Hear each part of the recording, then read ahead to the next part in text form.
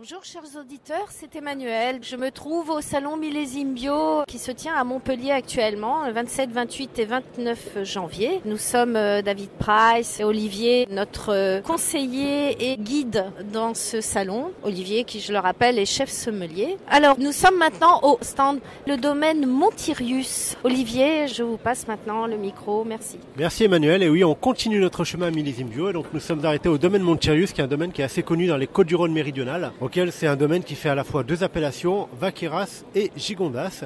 Et je suis avec Éric Sorel, qui est donc vigneron et propriétaire, qui également fait le vin avec sa femme, Christine. Pouvez-vous me parler un petit peu du domaine, combien d'hectares et pourquoi la symbolique du bio? Oui, bonjour. Donc on est un domaine de 63 hectares. C'est un domaine en biodynamie depuis plus de 25 ans. On a pris cette direction-là parce que ça nous semblait être une évidence de trouver un moyen pour que le sol et la vigne soient en meilleure santé et donc produisent de meilleurs vins. Et à peu près la proportion de blanc et de rouge et de rosé Alors les blancs, ça doit représenter 2%, les rosés 1%, oui. Voilà, et le reste en rouge. Donc vous avez vraiment mis le vin rouge en évidence à l'appellation Vaqueras et Gigondas. Et quel cépage vous travaillez principalement pour ces deux appellations, pour ces deux vins? Donc le cépage principal est le Grenache, donc cépage traditionnel de la région. Mais on a de très beaux résultats aussi avec le Mourvèdre et la Syrah, qui sont des cépages qu'on pourrait travailler davantage, mais en choisissant très bien les terroirs qui leur sont les mieux adaptés. Combien de cuvées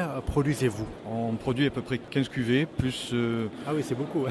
Quelques autres qui sont en dormance en attendant qu'on veuille bien les sortir. Est-ce qu'il y a un potentiel de garde au niveau de vos vins? Est-ce qu'on peut vraiment garder ces vins pour avoir plus de plaisir plus tard? Voilà, nos vins peuvent se garder très bien. Aujourd'hui, on vend encore des millésimes 2004 qui sont toujours très frais, qui ne sont pas du tout oxydés. Où la surprise que l'on a, c'est qu'on trouve encore le fruit rouge, ce qui normalement devrait disparaître avec le vieillissement. D'accord. Et comment s'est annoncé le millésime 2019? Ça a été un bon millésime? On verra dans l'avenir peut-être? Non, on sait déjà, quand le vin est fait, on sait déjà le potentiel du millésime.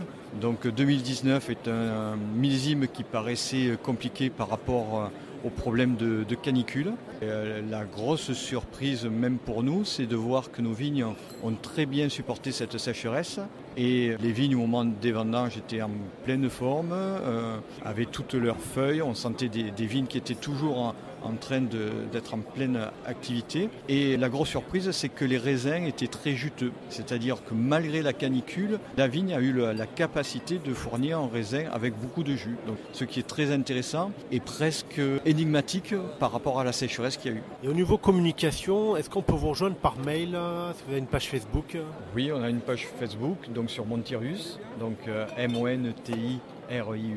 Et sinon sur le site web c'est montirius.com. Très bien. Merci beaucoup Eric pour toutes ces informations et au plaisir de vous revoir. Je vous en prie, merci à vous. Au revoir Olivier pour Friendly Radio.